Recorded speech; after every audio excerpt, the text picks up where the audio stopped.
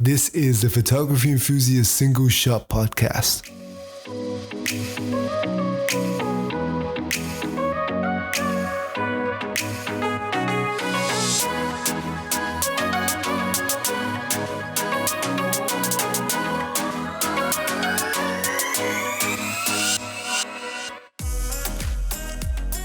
And welcome to the very first episode of the Photography Enthusiast Single Shot Podcast. Because this is my first episode, it's going to be on reflecting on your photography. Last week, I did an article on the same topic, so I thought it'd be good to do a discussion on it as well and just cover off some things, sort of go into a bit more depth compared to what I discussed in the article. First, I probably think it's good to give a bit of an intro and a background on myself. So my name is Daniel Lee. I've been doing photography. I've had my cameras for at least nearly 8 years now. September will be like the 8-year anniversary. In that time, I've just been an amateur. I have tried some paid work, which I'll get into later on. But for me, photography is just about my hobby. It's my passion. It's what I enjoy to do. It's how I reduce my stress. So without any more sort of delay, I'm going to get into the discussion of reflecting on your photography. So I'm going to follow the same sort of structure as the article. And the first thing we'll be discussing is, what is your focus in photography? So when I ask, what is your focus?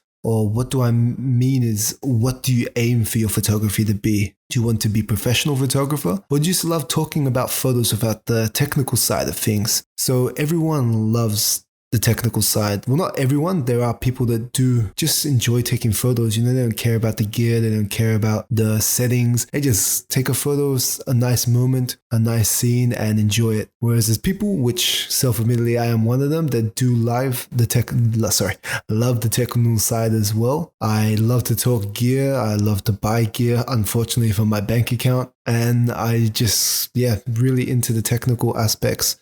I wouldn't say that I'm as technical as some people. Like, I would still buy gear regardless of what people say, how good it is in regards to compared to other gear. But I do enjoy technical aspects. For me as myself, with my focus, it's pretty much purely as a hobbyist to just improve and sort of master the art of photography. I did try doing professional work before. Like, as I mentioned, I wouldn't say maybe try professional work. I did one wedding as sort of a trial to see how I enjoyed it. It was a 12-hour wedding. It went from midday to midnight. I was pretty lucky because it was on a long weekend. So even though it went for quite a long time, I wasn't too tired. I still had time to rest on that long weekend. It might sound like that isn't that long, but I actually work full time, and that job I was doing at the time was at least 40 hours per week. And I also study part time, do roughly 2 units at uni. So it doesn't take up a huge time, say doing a 12-hour wedding on the weekend. But when you take into account all this other stuff, plus I do like to get enough sleep. I do love my sleep. I sleep early every night. So that would sort of interfere with that. I just decided it sort of wasn't for me. And I know every time I have sort of been interested or tried to do any professional photography work, I've always found that it sort of ruins the fun for it for me. It becomes work, and I'm the type, I like to have my day job and I like to have my hobbies that I use to relax. As photography is a hobby, if I make that my work, I lose that sort of outlet that I have for my stress and enjoyment. So that's why I do believe, for me personally, it is best as a hobby. And, I've made some really good friends over the years through my photography. One example, I'll give a shout out to him. His name is Joey. He's the one that actually designed the Photography Enthusiast logo. So thank you once again for that, Joey. I met him on Tumblr. I used to live in Perth and I would post cityscapes from there. Joey used to actually also stay in Perth when he did his studying. So we sort of struck up a conversation because of that. And, to this day, we still talk. We talk pretty much almost every day, every few days, every week at least. Become really good friends. I consider him one of my closest friends. So that's just like one example of many of the friends I've made through photography. And pretty much for me, my focus now and continuing on will be, as I mentioned, purely based on improving my photography in both a technical and a creative aspect. So I sort of differentiate the two. Technical, someone could be really great at editing, really great at shooting, but they can't really tell a story through their photos. They can just sort of get the technical side of things complete. And as I mentioned, there's also the creative aspects. People might have excellent creativity, like the way they tell the story through their image, like a portrait. They give lots of context to it. They could have great creativity for it with their subjects, composition, all of that, but then not be able to nail the technical aspects like just simple getting the exposure right in camera or being able to use off-camera lighting.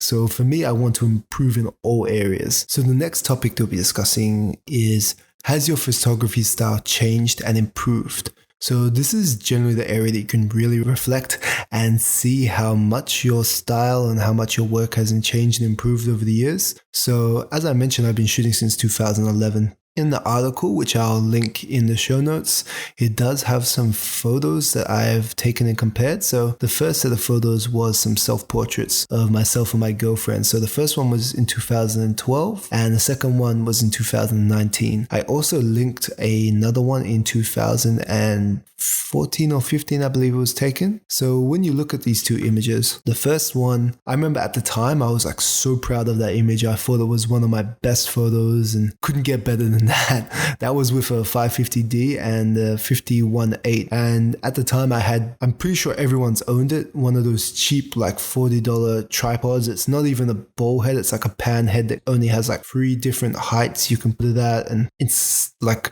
shaky as anything and pretty much useless. It's not even worth the money you pay for it, but it's one of those things that everyone seems to buy when they first start out because they don't want to really invest that much money in a good quality tripod. So because of that, it was low light in there and it was pretty much quite poor quality. It was not sharp, not anything. The way I handled the lighting, because it was really horrible orange cast from the street lights there, that sort of didn't look too great either. If you compare it to even the one that I posted just a link to it, the one in 2014 or 15, that one's like much better. The quality is better. I did have a 6D by then, as well as I think I was using the Sigma 50mm f1.4. That was the EX lens, not the art one, because this was before the art lens series was released. But you can see the difference in quality, and just that's like on a technical aspect. Creative aspect, I sort of was very similar because I tried to recreate that shot with just a tighter focus, but the main improvement you would see is on the technical aspect due to that getting rid of that color cast, just shooting it better, a lot more detail in the image, being able to really use my 6D to its best potential.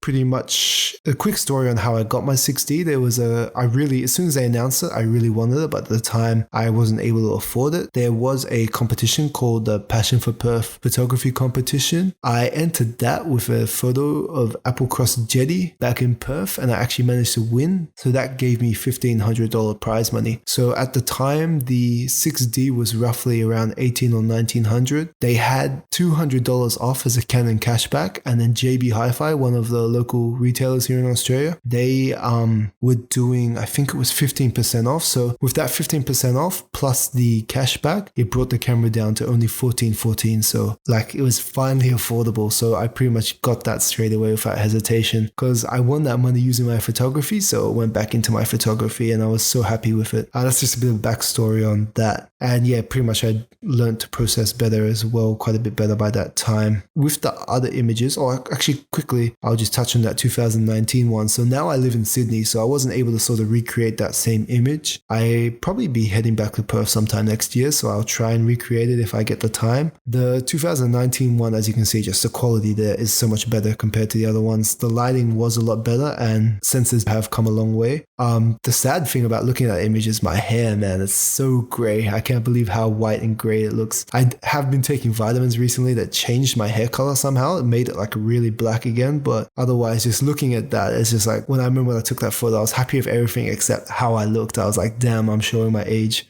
Has been nearly 8 years since the original photo and I am in my early 30s now, so I guess, part of life, but it is sad to see. For the next one, we have product shots. So as you can see, I got a photo of my Canon 6D as well as my Canon 35mm f2.IS lens. So the 6D shot was all natural light. I remember I think it was in my room. It was a pretty messy room at the time as well. So you can kind of see that even though it's out of focus, you can see stuff in the background. And with the 35mm f2.IS, I did use flash for that one, I believe. Neither images are technically that bad, but they're not great at the same time either.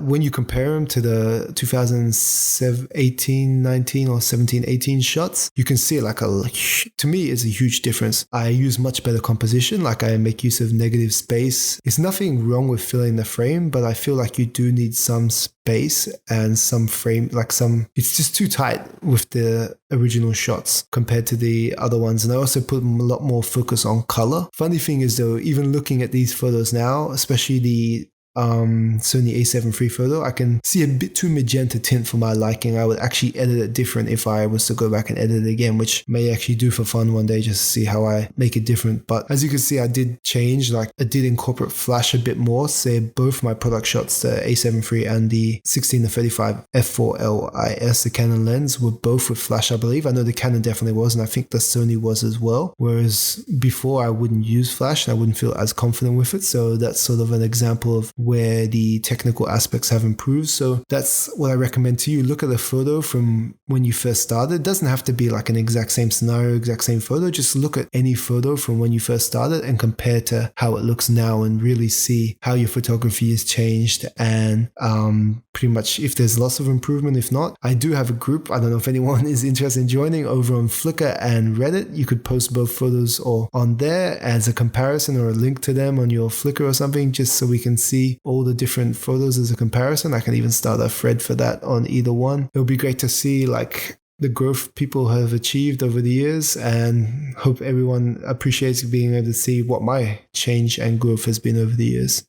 So the final stage is pretty much, are you happy with where you're at? You should really sort of look at this with a grain of salt, because at the same time, everyone grows at their own rate. Doesn't matter if person A's achieve this, person B's achieve this, and you, person C, are still at a certain stage. That's your path, your journey. As long as you are content with where you're at, that is all that matters. And that doesn't just apply to photography, that applies to everything in life, whether it's studying, work. Like for me, example, I even want to say I'm 32 next year and I haven't even finished my bachelor's. Just had every other focus in life, never been a type that's into studying. I'm very close to it now, 4 units left, so that's pretty much 2 semesters of part-time, but I'm nearly there. I focus more on my full-time work than I do on study, so that's why it has taken me quite some time. But as I mentioned, you should really focus on yourself and your own journey. Don't worry about what other people are doing. And keep in mind, what a lot of people forget is photography is an art and it is subjective. It doesn't matter, what I think is great, another person won't like, and vice versa. A lot of people don't like my editing style, but I really enjoy it. I do it regardless because that's my style and that's what I like as part of my art. Obviously, there's always exceptions to everything. Your style is underexposing by 5 stops and pulling it up just to see what it looks like. That doesn't count. That I don't think many people would see the artistic side of that, but who knows, maybe there's some niche out there that people would enjoy it. But regardless of that, stick to what you enjoy, stick to your style. Don't let other people influence you on your style. Make sure you're true to yourself and just do what you enjoy, especially photography. So this pretty much concludes the first episode. I hope you do enjoy it. It won't be too long till we have a new episode. I do have another photography podcast project, the main Photography Enthusiast one, coming out soon. Just working some technical aspects about that because I do have a co-host for that one, and we find it easier to record not together in person. So there's some technical sort of challenges in regards to that. But once that's released, that will be the main podcast, and this will sort of be a time-to-time thing when there's a subject I feel that's good to be covered just by one person. But regardless, I hope you enjoyed this episode. Make sure to give us a follow or visit the website at thephotographyenthusiast.com. My name is Daniel Lee, and thank you for listening.